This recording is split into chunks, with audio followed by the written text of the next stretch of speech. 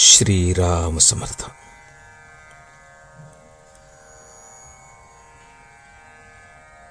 भगवंत कल्पनेच्या पलीकडे.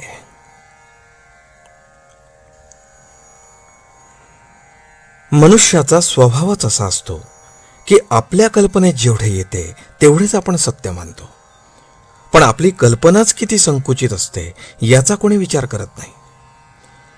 जो कल्पनेच्या पलीकडे आहे, जिथे कल्पना थांबते, ज्याला कल्पना बांधू शकत नाही, त्याला कल्पनेने कसं ओळखता येईल? जो ज्ञानाच्या पलीकडे राहिला आहे, त्याला माझ्या तोकड्या ज्ञानाने कसे आजमावता येणार? माझ्या बुद्धीच्या पलीकडे तो आहे, तेव्हा त्याच्या इच्छेनेच त्याचे खरे ज्ञान होणार आहे. अविद्या ती हीच की आपल्या कल्पनेने होणारे ज्ञान हेच खरे मानणे. याकरता श्रद्धा आणि कल्पना यातला फरक ओळखावा. खरी श्रद्धा तीच की जी कल्पनेच्या पलीकडे राहते. प्रल्हादा इतके आपण नामाला सत्यत्व देत नाही. कल्पनेची मजल प्रल्हादाने नाही चालवली.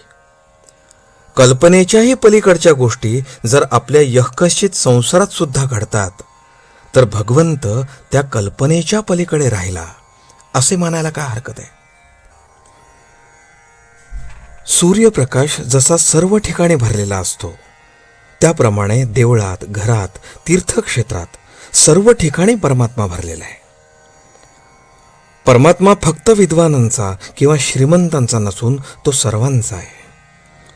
भगवंत सर्वांचा आहे, म्हणूनच सर्वांना तो सुसाध्य असला पाहिजे.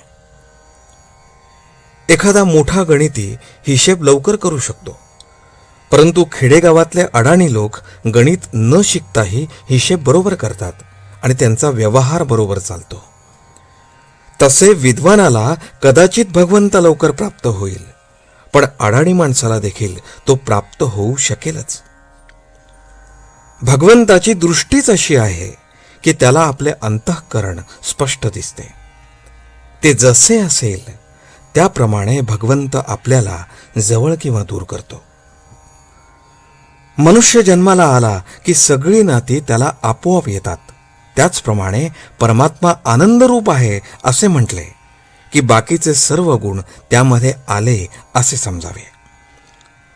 जसा मारुतीमध्ये देवांश होता, तसाच तो आपल्यामध्येही आहे. त्याने तो फुलवला, पण आपण झाकून तो विझवून टाकला. याला काय करावे? मामलेदाराला बरोबर असलेल्या शिपायाची भीती वाटत नाही, चोराला मात्र त्याच्याबरोबर असलेल्या शिपायाची भीती वाटते. त्याचप्रमाणे भगवंत आपल्या पाठीमागे आहे ही जाणीव ज्याला असते, त्याला उपाधीची भीती वाटत नाही, कारण ती त्याच्याच इच्छेने आली आहे अशी त्याची खात्री असते. आपण आपले मागले घडलेले सर्व भगवंताला अर्पण करावे, मग पुढची जबाबदारी त्याच्यावर पडते. आजचे बोधवचन. जे निश्चित नाही त्याचे नाव कल्पना होय. देव आहे असे निशंकपणे वाटणे हे ज्ञान होय. जानकी जीवन स्मरण. जय जय राम.